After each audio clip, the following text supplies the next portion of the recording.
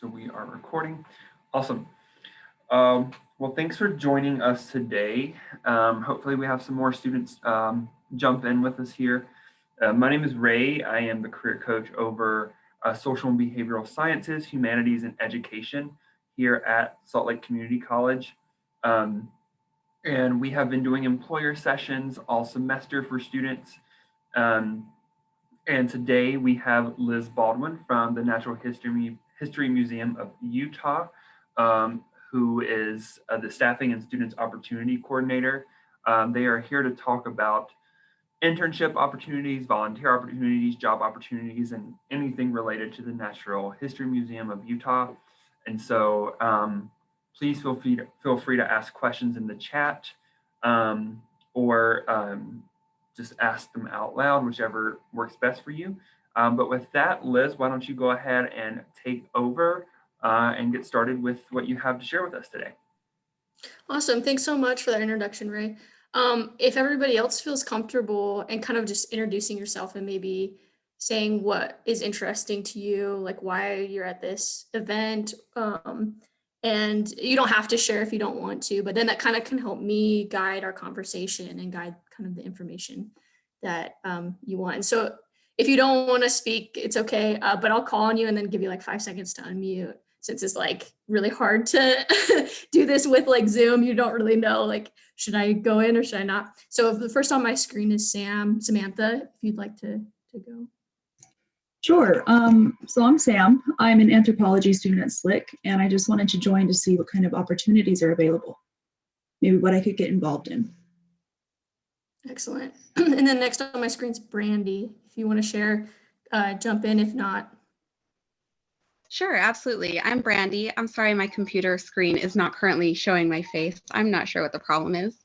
I am in my last 4 weeks of school here at SLCC. I'll be receiving my Associates of Anthropology at the end of this semester. So I'm very excited. I'd really love to just join in at the Natural History Museum. And then Jose is next on my screen. Excuse me. Oh my goodness. Hi, everybody. My name is Jose. I am a career coach along with Ray in Career Services. I oversee students that are exploring and still maybe undecided. So I definitely see a lot of students that might be looking for internships or those types of opportunities to just get to know a field a little bit better. So I'm excited that you're here to learn a little bit more about what you do and the opportunities that you might have. Thank you for being here. Thanks, Jose. Noor's next on my screen. Hi, my name is Noor. I finished school at SLCC last semester. I have an associate's degree in biology and an associate's degree in pre-health sciences. And I'm currently a junior at the University of Utah, majoring in biology. And I'm interested in seeing if there are opportunities for an internship for me with the Natural History Museum. Great, thank you. And then Casey's next on my screen.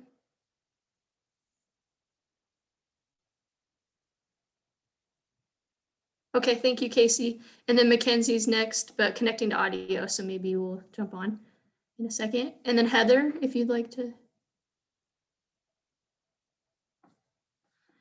We're just introducing really quick and then kind of what your interests are so that I can help give you the information that you might need. Better. Sorry, I just barely got the email and just barely sat down to open up Zoom.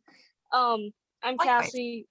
I'm still at SLCC, but I am majoring in history. That's what caught my attention. And I do want to like go into like natural history and ancient history. Cool, thank you. And Heather?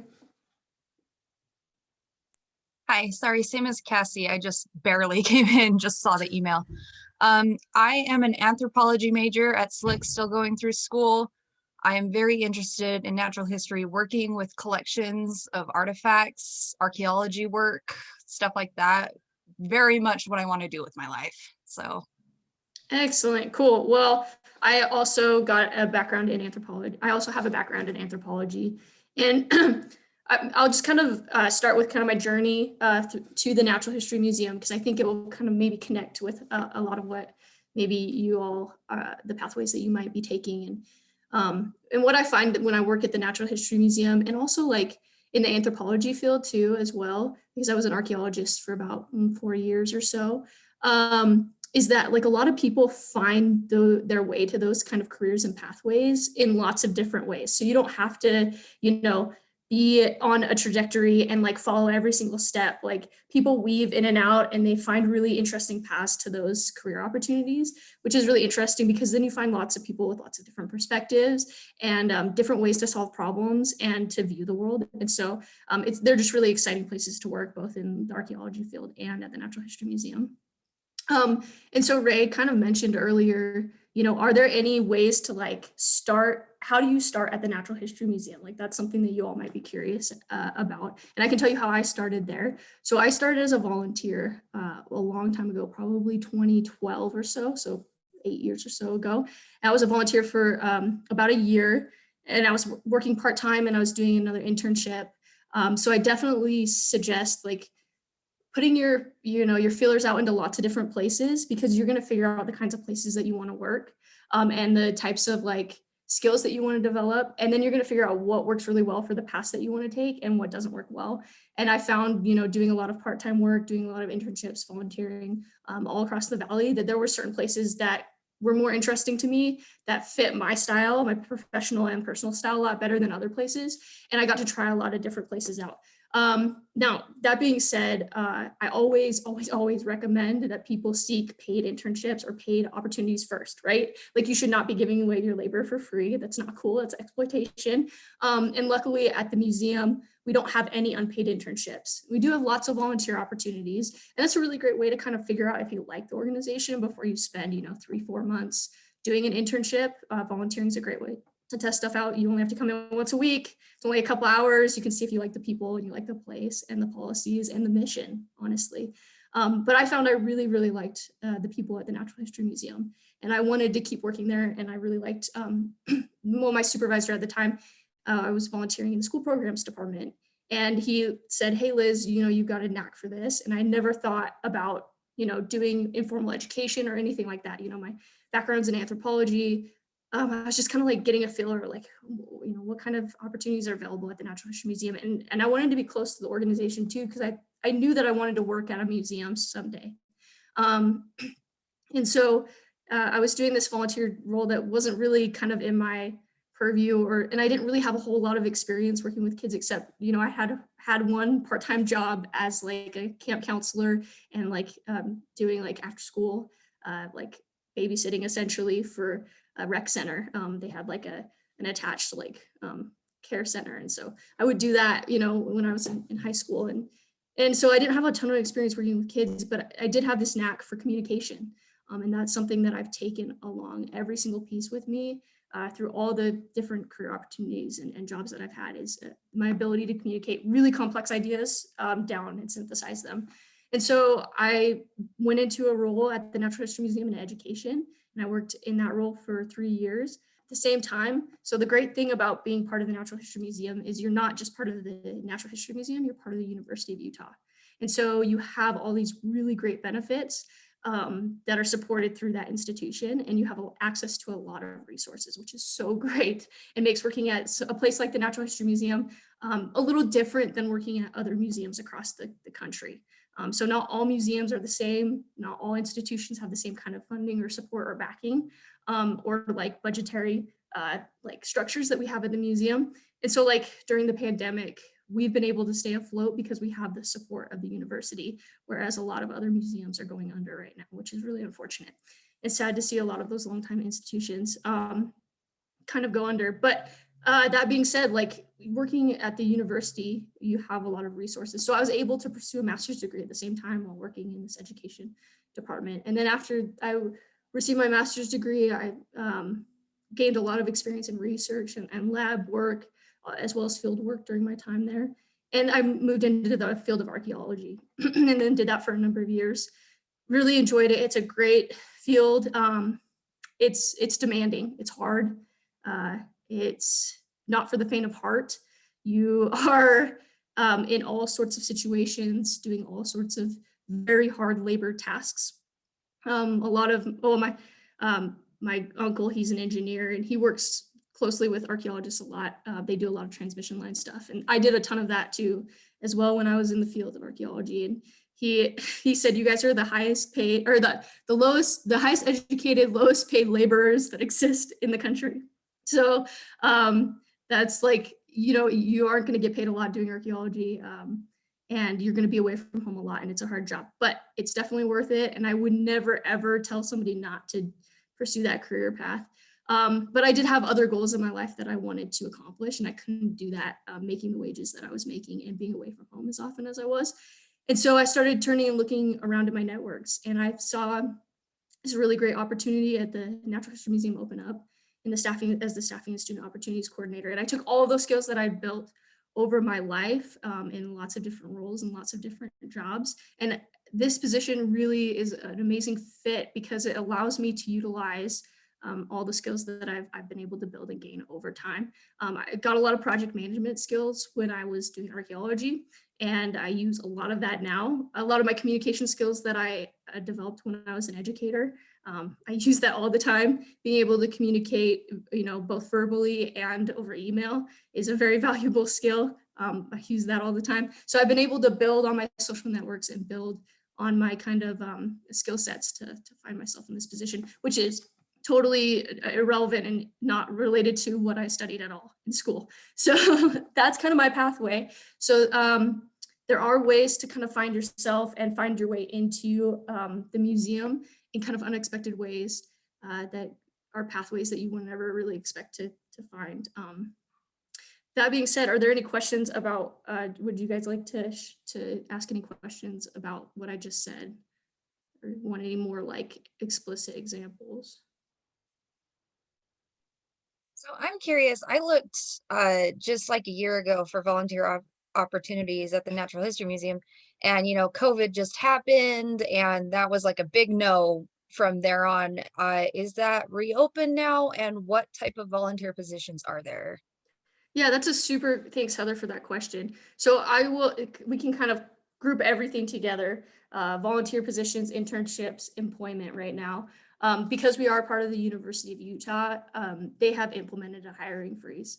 And so you will see that there are jobs available through the University of Utah. There are some jobs available right now at the Natural History Museum, and I'll post those in the chat in a moment, kind of towards the end here, so that you all have access to that information. But because there is a hiring freeze, we have to ask for an exception for every single one of those hires. And so it's really slowing down the process. That it extends into internships, and it also extends into volunteer opportunities. And because internships and volunteer opportunities don't generate revenue for the university, we haven't really been able to hire any of those. So as soon as that hiring freeze is lifted, our volunteer coordinator and myself have been talking a lot. We've been planning, and we're ready to bring on new folks as soon as we can, and as soon as we get the clear. The university hasn't vocalized or let anybody know when they're going to lift that freeze.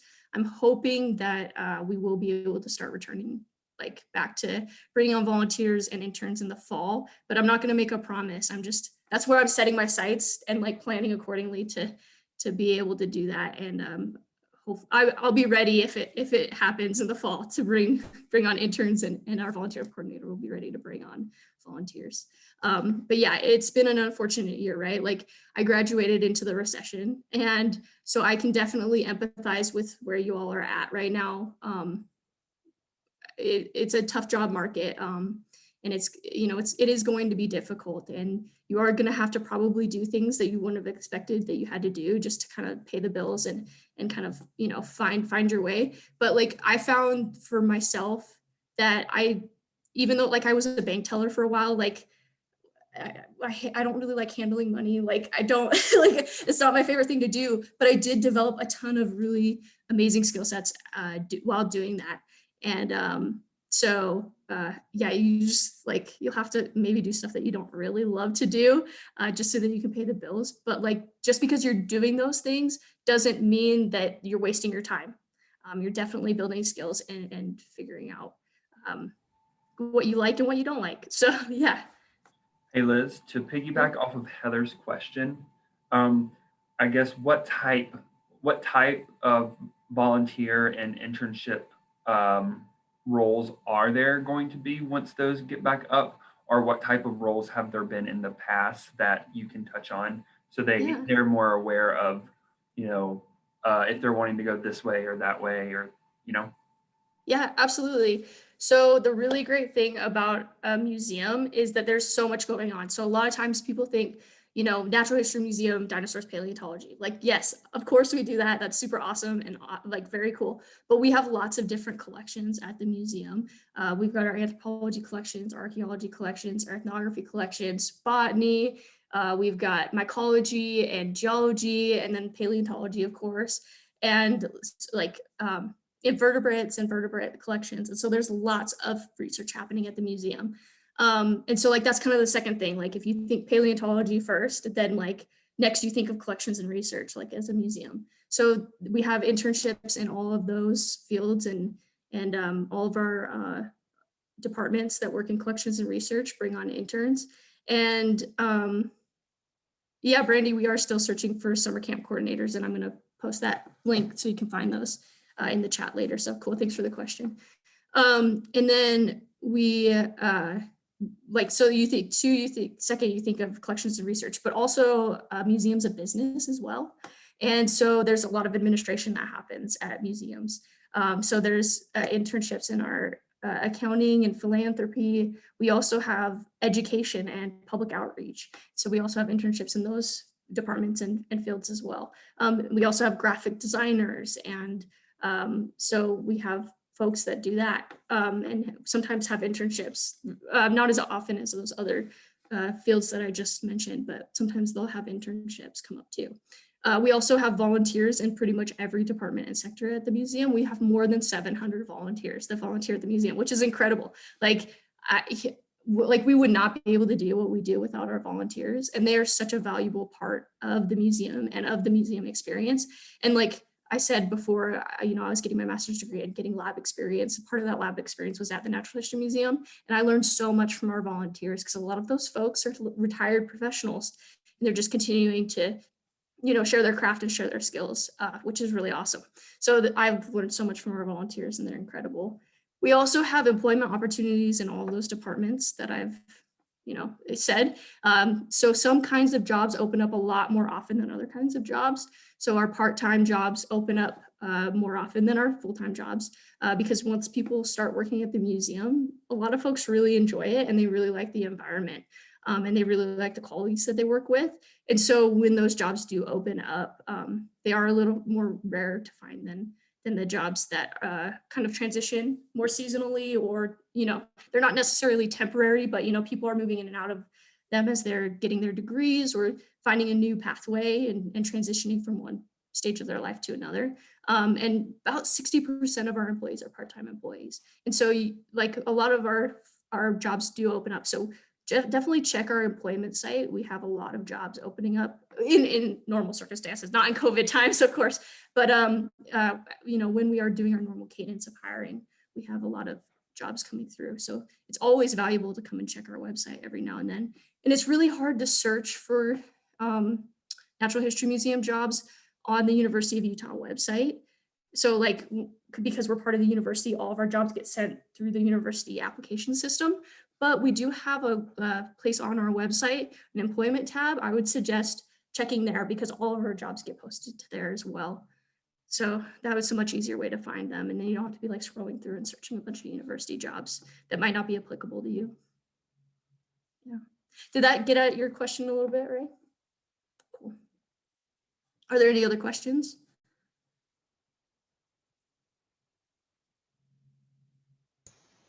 Liz, I have to apologize. I popped in late. Sorry about that. What typical majors are you trying to recruit from? Yeah, so that's a really good question. It's really dependent on the job. Like, to be honest, we have some jobs at the museum that are incredibly specialized. Some of our research jobs, like you know, you might have gone a roundabout path to get there, but eventually, you know, you got that degree in evolutionary ecology, and now you've got like a PhD, and like that's what the requirement is for that job. But like I said, like those jobs don't come up very often. But the majority of the jobs that we are hiring for and looking for, you know, a bachelor's degree. We even have a lot of jobs for people with associate degree or some college that haven't even graduated yet. So it's always worth looking at our website and trying to, and we also have equivalency too. So like if you have a lot of work experience, you got 10 years work experience in customer service or working with kids or in formal education or, you know, you were cash handling experience, but you don't have that associate's degree, you can replace 2 years of work experience to add 1 year of education. So when you're looking at the jobs, if it says you need a bachelor's degree, you don't necessarily need a bachelor's degree. You can have a work experience equivalency. So don't discredit yourself if, you know, you have a long work experience, but, you know, you might not have that degree yet. Definitely still apply. And we really, you know, we get a lot of applicants, but we really do take care to look at everybody's resumes and cover letters. And so if for some reason, you know, you don't have a bachelor's degree, but you have that experience equivalency, show us in your cover letter, you know, weave that story for us so that we can see that you fit the position and you have the skills necessary to do so. But yeah, so that being said, you know, we want people who want to work at the museum. So that's like goal number 1, right? That are connected to our mission, which is illuminating the natural world and the place of humans within it. We want people who have a really strong equity, diversity, and oh my gosh, inclusivity mindset. That's really important to us. A really strong sustainability mindset. That's super important to us as well. We want folks that are passionate about what they do, that are willing to think and innovate and look at the position that they're in and, you know, do the things that are expected of them in the job description, but also kind of, you know, work with their supervisors to find meaning in those positions and really, you know, have a good communication line with their supervisor to kind of build a meaningful experience for that employee. We like people who, you know, have background knowledge in natural sciences. So if you, because we are interacting with the public so often and we are in the galleries a lot, if you have knowledge in any science fields like biology or archaeology, anthropology, paleontology, botany, mycology, anything like that, even ethnographic studies, like you will have background knowledge that will help you interact and you know, will give that really unique once in a lifetime customer service experience that's going to help people remember coming to the Natural History Museum, right? Like if you know a lot about Indian paintbrush or something, and because we have that in our exhibits, and like that's the one thing that you can talk about, like that's awesome. And like as long as you like are very committed to engaging like every person who's looking at the Indian paintbrush, like being like, hey, you know, like I've studied Indian paintbrush, do you want to know more about it? Like that's what's important to us. So we're not necessarily like looking for specific like degree or anything unless you are like applying for one of those like curatorial positions or like you know, a researcher in a lab that's doing a very specific kind of research. So Thanks much. That was great, actually. okay, cool, awesome, Kevin, thanks. Are there any other questions? I kind of like doing, you know, questions and stuff. I want to answer what information you guys feel like you need. So on an average, maybe like one step above entry level job, what is the pay like, regardless full-time, part-time, whatever? Like how much could you expect to be paid coming into a job like that? Yeah, that's an awesome question. I'm really glad you asked that, Heather, because I don't want to like give you guys false impressions that you're going to get paid a lot of money. So unfortunately, the museum world is a very highly desirable professional environment. And because of that, historically, that means that institutions have been able to keep their wages really low. And that's probably not going to change unless there are some like federal pushes for forcing companies to have to pay higher wages. That being said, we don't pay anybody less than $10 an hour at our institution, and like that's still not enough to live on. like, we'll be honest, like that's not enough to pay your rent and put gas in your car and get to work and, you know, put food on the table. Especially since a lot of our jobs are part-time jobs. And so we are trying to work on that. But we do have restrictions because we are part of the University of Utah. And then we have those like broader national restrictions of just kind of what the museum industry is.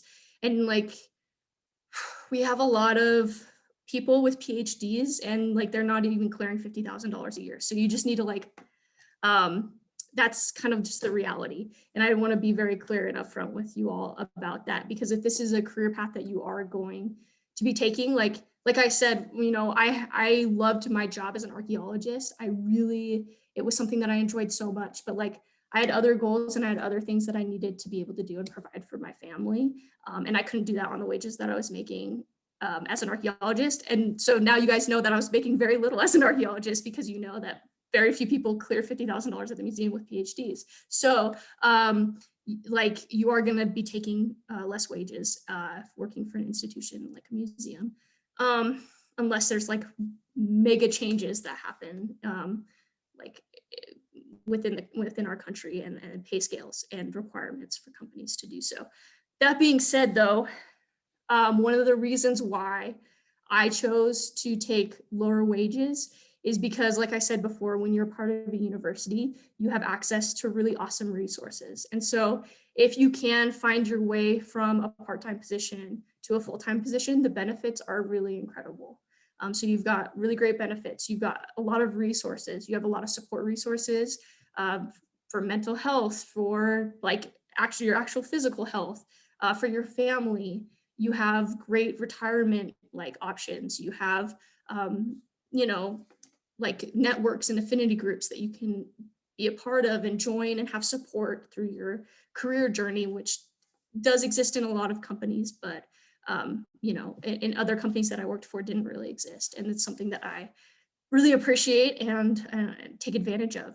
And so, you know, you're going to be taking lower wages, but if you take advantage of all these other opportunities that are available to you, all these other resources that kind of help you plan for your future and keep a stable, you know, footing underneath you, then it's kind of like I could be making, you know, I could leave the university and probably be making like $2 more an hour, but I'm not going to have these other things. So is that $2 an hour really worth it? Like a free bus pass, you know, like that's amazing and like helps me keep costs down on a lot of external costs. So there's a lot of questions that you need to ask yourself when you're thinking about a museum career, when you're thinking about a career in anthropology. You just have to, you know, be real with what your goals are and what you need to do to support your family. But thank you so much for asking that question, Heather. Yeah. Liz, going along with that, you may have touched on this a bit, but what is the scheduling and flexibility like, right? Because at SLCC, we have a lot of students who they might have to work during the day and take classes at night, or they're single parents, and so they have to juggle a hectic schedule. And so what does scheduling and flexibility look like? Do y'all have long hours, weekend hours? Yeah, I actually haven't touched on that. So thank you so much for reminding me. I did want to talk about that a little bit. So it's really dependent on the job that you have. A lot of our internships are pretty flexible between like Monday through Saturday. But generally you have to be within working hours. And what we mean as working hours at NHMU is between 9 and 5:30. Just because when you are doing an internship, it's really valuable. Like at the museum, we believe that we are helping like folks develop skills in an internship. So we don't want to be like asking people, like giving somebody a task that's really just like mundane and non-meaningful and just like having them like check off boxes. It's really a learning experience and exchange between you and your supervisor. And so you need to have those interactions with your supervisor in order to do that. And that's part of the reason why we haven't been running internships during COVID, is because we can't really have a whole lot of people in the building at any one time. And so we can't really have those interactions that really help people have really meaningful internships. And so for internships, about 9 to 5, and then, you know, you can work out with your supervisor if you need to come in on Sundays and things, or Saturdays and Sundays if that is, would work better for your schedule, but you would need to be able to coordinate time to like meet with and learn from your supervisor. And then we are open 7 days a week. So a lot of our part-time jobs are guest service facing jobs, customer service facing jobs. And we have, lots of time to schedule. So we're open late on Wednesdays until 9 p.m. and we're open Saturdays and Sundays. We open at 10 a.m. and close at 5 p.m. on all other days. And so if you needed to work out maybe a late night shift on Wednesday, or if you needed to work on Saturday and Sunday, then you could definitely work that out. We've got a couple, we've got a couple of departments that aren't really running right now that have even more flexible hours. So we also have our cafe staff, and then we have our event staff. And because of COVID, we haven't been able to run those two. But like our events, sometimes they'll work like really late nights. And so if that's better for you, if you need to come in at like 7 in the evening and you're okay to leave at like 11 p.m. for like a corporate event or to set up and take down something, those kinds of jobs are available when we're not in COVID. And so if that's something that would fit your schedule better, look out for those jobs when the hiring freeze is lifted and when events start happening again in the Valley and in the state. So yeah, and then the cafe staff, they work 7 days a week as well. So when we open those up too, look for those kinds of jobs. There's a lot of flexibility. And most of our part-time jobs work about 19 hours a week. Some of them a little less, some of them, most of them are right around 19. But if you just want to work at the museum and you're like, okay, I have 10 hours a week, like there are part-time jobs that pop up for that. So definitely look for those as well. So, and then for full-time jobs, we have a lot of folks that are salaried. And so you just kind of like work the hours that you need to work to get the job done that you have. And so, when I was, in the education department, a lot of times my schedule was like 6:30 in the morning to 3 o'clock in the afternoon. And then other days it would be like, I'd have to work over the weekend and do like teacher workshops and things like that. And so it really depends on your role. Sometimes our graphic design team has to work really late on a big project. And so they're like having to flex their schedule that way. Right now though, because I'm in an administrative role, a lot of what I do is between like 8:30 and 5:30. And my schedule's pretty set and I don't really have to work on weekends that often. And so it really is super dependent on your role. And again, like, as you're thinking about, what you need to do for yourself, your family, and what you need to provide for the people in your community around you, that's really going to be something you want to consider while you're looking for a job and looking for a career path. And, in the interview, it's totally okay to ask, like, hey, what is the schedule going to look like for this role? As I sit in interviews, folks don't ask enough questions before they get into the job. They'll like accept a job and not like ask any questions. And then they'll be like, whoa, even though this was said in the job description and like, it's in the application and in the job description and like, you slid the paper right there, like this actually doesn't work for me. So ask those questions and get those kinds of clarifications as you're interviewing for jobs. And really, I love to see when people are asking questions, it's because they're involved in the process and they're like thinking about like what a job is going to be. Like for me, I appreciate it when people are seeking not only just like a paycheck, but also like a relationship. So like, we want to be as much like there for you as you should be there for us, right? Like, so let's have that conversation right off the bat and figure out if we're a good fit for each other. Yeah, so I wish I could answer that better, but like our part-time jobs, 7 days a week, late on Wednesdays, definitely we have weekend shifts available. That's about 60% of our employment at the museum. Internships run about 10 hours a week, and definitely make sure that you have time Monday through Friday to meet with your supervisor and have like meaningful time. But if you need to work on flexibility schedule, that's totally okay too. And then full-time jobs kind of like go with the territory of the job. So yeah. Are there any other questions?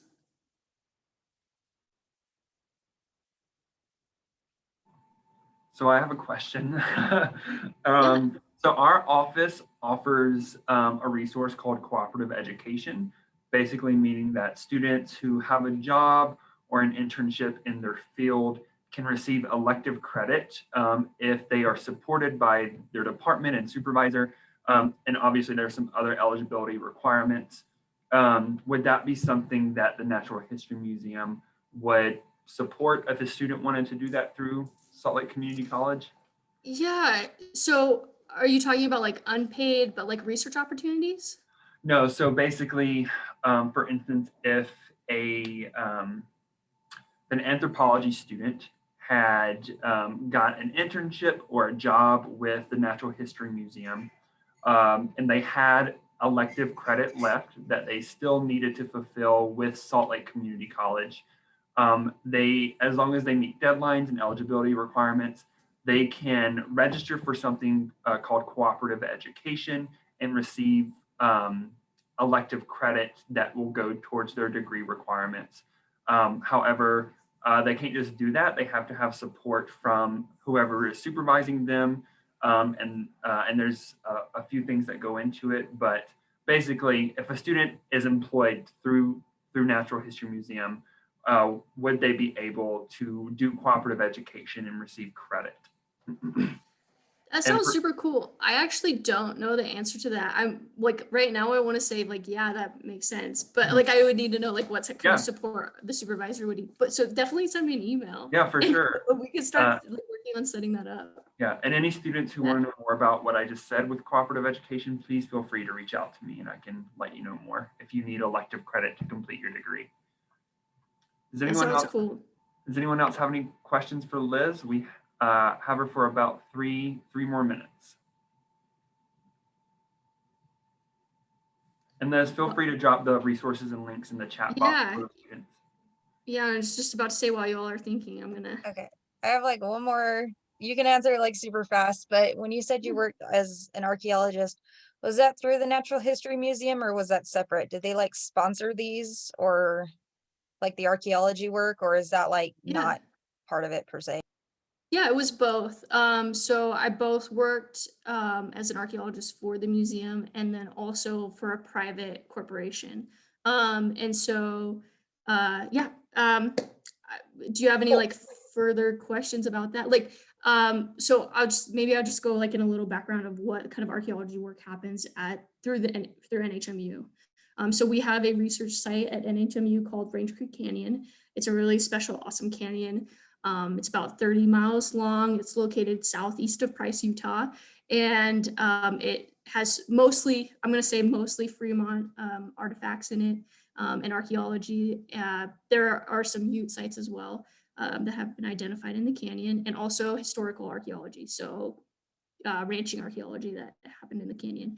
And so you get kind of like a really cool breadth of experience. There's a field school that's run through Range Creek, which is really a very awesome experience. Folks from all institutions are invited to apply for that.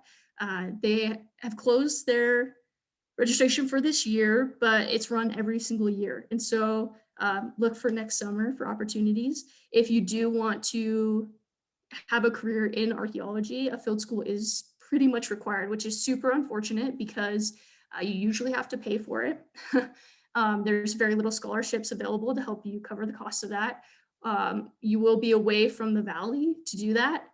So you won't be able to have a part-time job while you do that.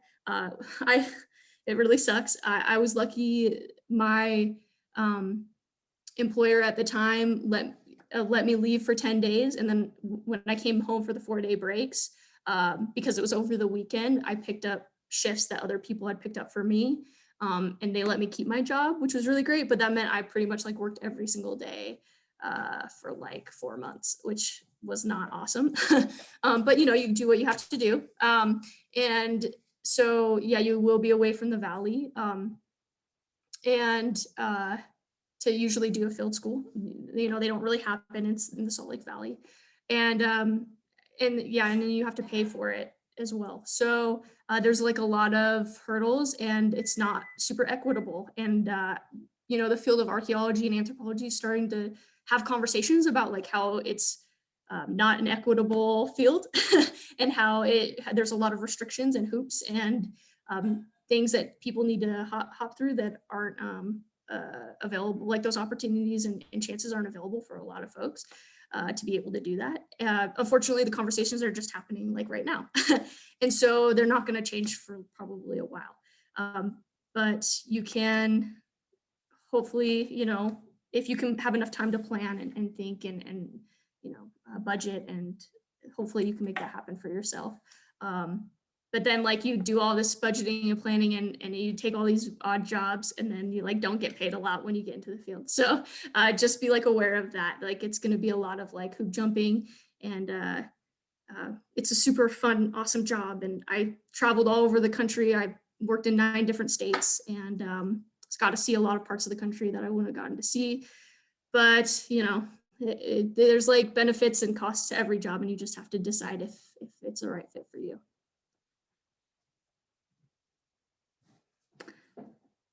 Yeah, but definitely field school. Thank you. Everyone. Thank you Yeah. for your answers and your time. Yeah, thanks, Heather. Thanks so much for joining us today, Liz. If students have any questions, would they be able to reach out to you via contact? Oh yeah, absolutely. Part of my job, which is my favorite part of my job, is interacting with students. And so if you ever want to have like an informal interview with somebody, you can reach out to me and I can help set that up. I'm putting my. Yeah, well, Liz puts in her contact information. For the students that are still here, if you would like for us to look over your resume or cover letter or schedule a mock interview or any other resources related to career exploration or development, please schedule a meeting with me, as I'm the career coach over social behavioral sciences, humanities, and education. I'd be happy to do that with you all. I do want to plug, we have another employer event on Friday with Slug Magazine. And just a little blurb about them. Slug Magazine is an alternative monthly publication covering music, arts, culture, lifestyle, LGBTQ and BIPOC communities in Salt Lake City and Utah as a whole. And so it'll be set up just like this. And so if you have any questions about that, please feel free to reach out to me. I will also put my contact in the chat box.